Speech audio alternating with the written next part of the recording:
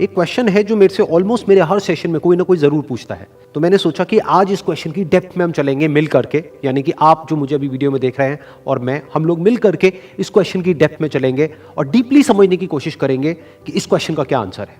वो क्वेश्चन है कि हमेशा मोटिवेटेड कैसे रहे। तो इससे पहले कि इस क्वेश्चन की हम डेप्थ में चले, मैं आपको बताना चाहूंगा एक ऐसी स्टडी के बारे में जो बहुत ही इंटरेस्टिंग है। वो हुई थी कोलंबिया यूनिवर्सिटी में 1998 में। एक प्रोफेसर ने इस स्टडी को किया जिसमें कि बहुत सारे बच्चे थे जो कि सारे 5th स्टैंडर्ड के थे और उनको पजल्स थी बहुत तरह तरह की सॉल्व करने के लिए। उसमें से कुछ पजल्स बहुत ही मुश्किल थी, कुछ बहुत ही आसान थी। उसके बाद में जब उन बच्चों ने उन पजल्स को सॉल्व किया तो उसके बाद में सभी बच्चों को एक ही बात कही गई कि आपने बहुत अच्छा किया। बस यहां पर एक छोटा सा फर्क था। आधे बच्चों को उन्होंने कहा कि आपने इतना एक्स्ट्राऑर्डिनरी इसलिए परफॉर्म किया क्योंकि आप बहुत ही ज्यादा इंटेलिजेंट हो, और बाकी के जो आधे बच्चे थे उनको कहा गया कि आपने जो इतना एक्स्ट्राऑर्डिनरी परफॉर्म किया उसकी वजह थी आपका हार्ड वर्क। फिर उसके बाद में दोबारा से इन सब बच्चों को कुछ पजल्स दी गई सॉल्व करने के लिए, जिसमें से कुछ बहुत ही आसान थी और कुछ बहुत ही मुश्किल थी। अब यहां पर कुछ बहुत इंटरेस्टिंग निकल करके आया जो किसी ने एक्सपेक्ट भी नहीं किया था। वो बच्चे जिनको कहा गया था कि आप बहुत इंटेलिजेंट हो, बहुत स्मार्ट हो, उनको जब वो पजल्स मिली तो उन्होंने क्या किया, जो मुश्किल पजल्स थी उसको छोड़ दिया, आसान पजल्स के ऊपर काम करना शुरू किया, और उसमें भी कुछ देर बाद ही वो बच्चे बोर हो गए।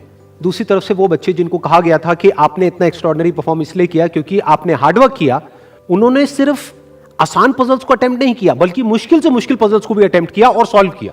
फिर उसके बाद में जब ये पूरी स्टडी कंप्लीट हुई तो उन बच्चों से पूछा गया कि किसको ज्यादा मजा आया इसको करने में। तो वो बच्चे जिनको कहा गया था कि आप बहुत इंटेलिजेंट हो, उनको मजा नहीं आया, यानी कि वो मोटिवेटेड नहीं थे। और वो बच्चे जिनको कहा गया था कि जो भी आपने किया वो अपने हार्डवर्क की वजह से किया, उन्होंने ना सिर्फ अच्छा परफॉर्म किया बल्कि वो एंड तक मोटिवेटेड भी थे और उनको मजा भी आया। अब ये स्टडी जिसके बारे में मैंने अभी आप लोगों को बताया, ये इतनी इंटरेस्टिंग इसलिए है क्योंकि ये जिस तरीके से हम सोचते हैं, हमारे थॉट पैटर्न को चैलेंज करती है। हम क्या सोचते हैं कि अगर हम पेरेंट्स हैं या हम टीचर्स हैं और अपने बच्चों को हम बोलेंगे कि आप बहुत इंटेलिजेंट हो, आप बहुत स्मार्ट हो, तो वो अच्छा परफॉर्म करेंगे। लेकिन इस स्टडी में एग्जैक्ट उसका ऑपोजिट निकल करके आया है। तो इस स्टडी में जो फैक्ट्स रिवील हुए उसको समझने के लिए हमको एक कॉन्सेप्ट को समझना पड़ेगा, जिस कॉन्सेप्ट को कहा जाता है लोकस ऑफ कंट्रोल। हुआ क्या कि जिन बच्चों को कहा गया कि आप बहुत ही स्मार्ट हो, बहुत ही इंटेलिजेंट हो, उनका जो लोकस ऑफ कंट्रोल था वो उनके अंदर नहीं था, उनके बाहर था। लोकस का मतलब है सेंटर ऑफ कंट्रोल, मतलब कि अगर वो स्मार्ट है, अगर वो इंटेलिजेंट है, तो इसमें उनका खुद का कोई रोल नहीं है, वो उनके कंट्रोल से बाहर है। दूसरी तरफ से जिन बच्चों को कहा गया कि जो भी आपने अचीव किया वो अपने हार्डवर्क की वजह से अचीव किया, उनका जो लोकस ऑफ कंट्रोल था वो उनके अंदर था, यानी कि हार्डवर्क पूरी तरह से उनके खुद के हाथ में था कि अब उनके ऊपर है कि वो कितना हार्डवर्क करते हैं। और ये सिर्फ इस स्टडी में निकल करके नहीं आया है, इस तरह की और भी बहुत सारी स्टडीज हुई हैं, बहुत सारी रिसर्चेस हुई हैं जहां पर एग्जैक्ट यही चीज निकल करके आई है कि अगर हम खुद को हमेशा मोटिवेटेड रखना चाहते हैं तो उसका सिर्फ एक तरीका है कि जो कंट्रोल है वो पूरी तरह से हमारे अपने हाथ में होना चाहिए। तो अब समझने की कोशिश करते हैं कि ऐसा क्या होता है कि जो कंट्रोल है वो हमारे हाथ से चला जाता है, और ऐसा क्या होता है जब कंट्रोल हमारे हाथ में आ जाता है।